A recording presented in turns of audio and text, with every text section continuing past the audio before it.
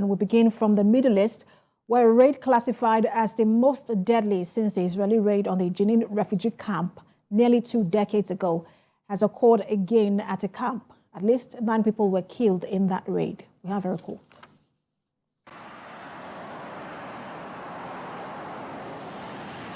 At least 9 Palestinians were killed when troops reportedly encircled buildings amid gunfire, grenades, and tear gas in the crowded Jenin refugee camp. Palestinian officials say 2 of the dead were civilians, including a 61-year-old woman, while militant groups claim the other 7 to be their members. The Israeli military says its troops went into the camp to arrest Islamic Jihad militants planning major attacks.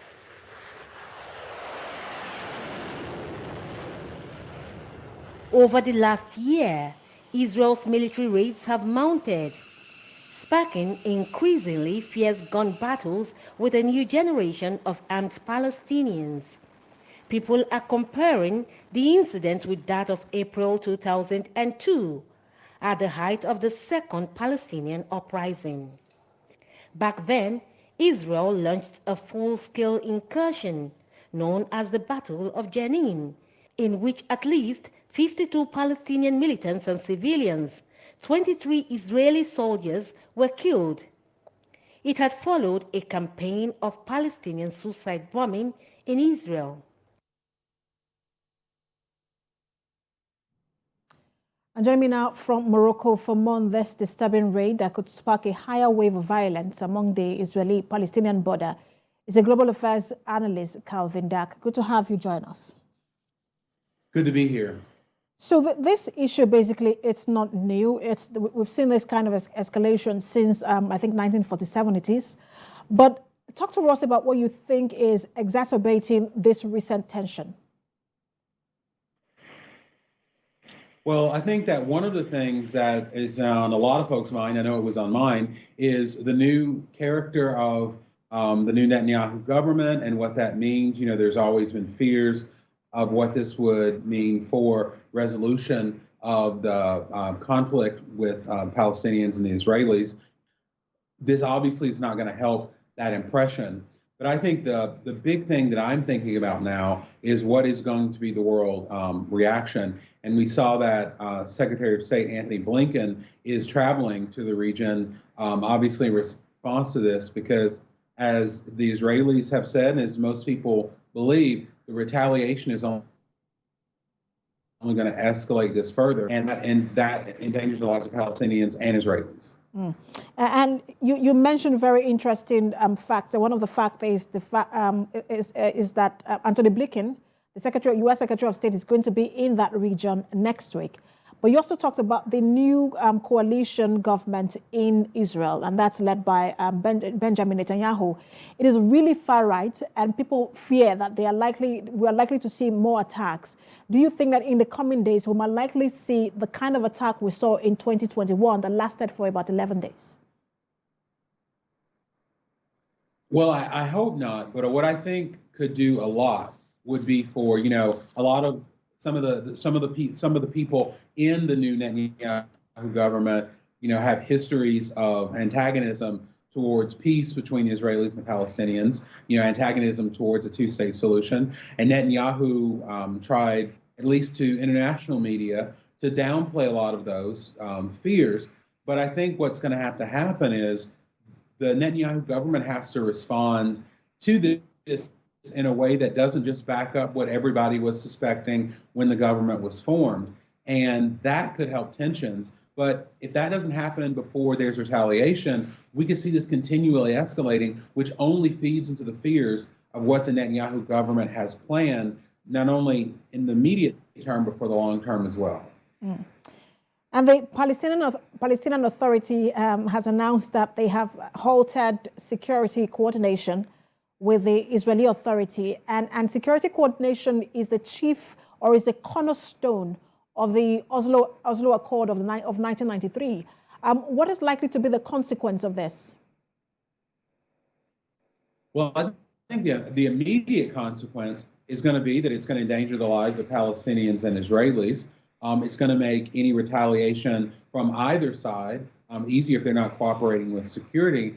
But I think on the less immediate term, this is going to really set the stage for what does communication between the Israelis and Palestinians look like going forward. Not to mention any kind of a resolution, which I don't think anybody realistically thinks is on the table with this current Israeli government. But what does simple coordination look like? What does simple security cooperation that's keeping people minimally safe, if that isn't in place, what does the future look like? And that's what's very worrying. And that's why I think that Blinken found it necessary to travel to the region, because this is something that is serious and could get much, much worse.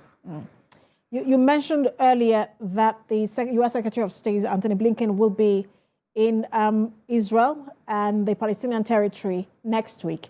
But is his visit is actually to ensure that he de-escalate the situation there, the tension there. But is he the best man for the job when you also consider how Palestinians view the leaning of the U.S. on this matter? Well, I think he can be the best man for the job. And what I mean by that is if the Biden administration really does want to, what I hope they would do is reinforce to the Palestinians that while the United States and Israel are, of course, allies, that the United States supports a two-state solution and does not in any way support the violence that we saw in the refugee camp. Now, will the Biden administration come out with a statement that conveys that? I would hope so. We may not. So it'll all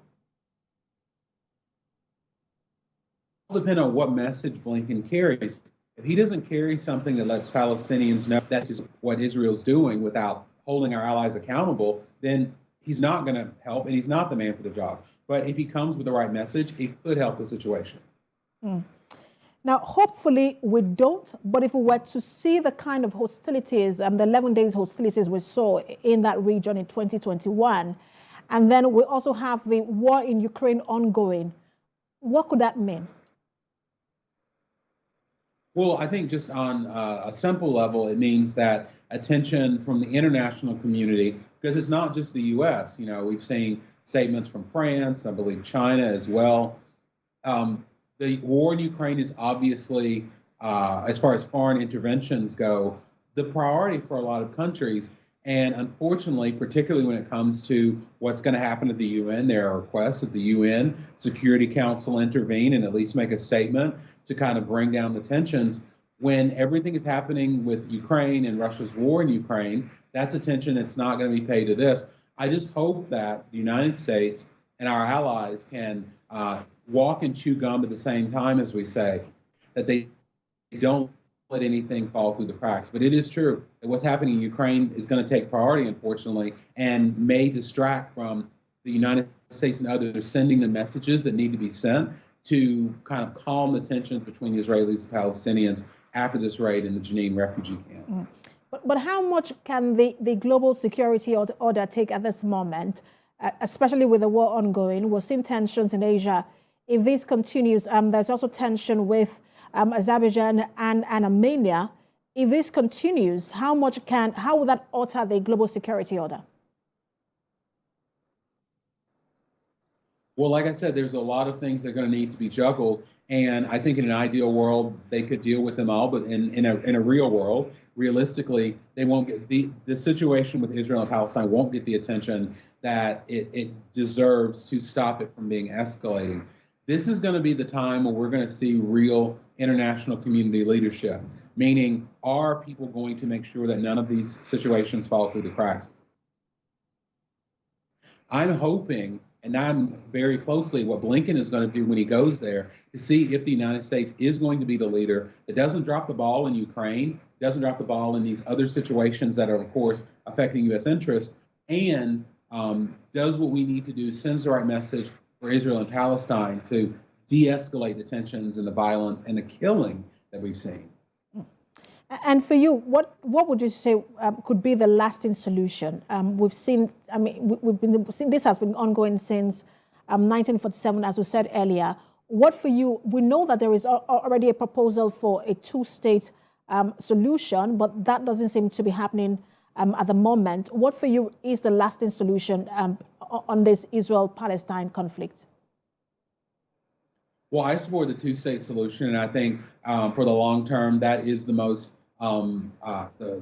fair, the most viable solution. But it's kind of like you mentioned before, when now there's not that security cooperation that's kind of like the baseline basics of what keeps people safe.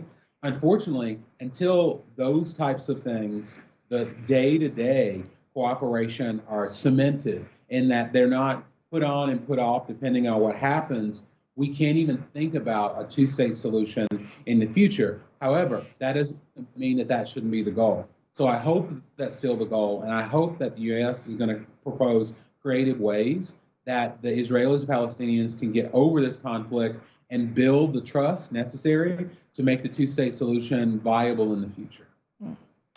Thank you so much for talking to us, as always, Global Affairs Analyst Calvin Dack. Thank you.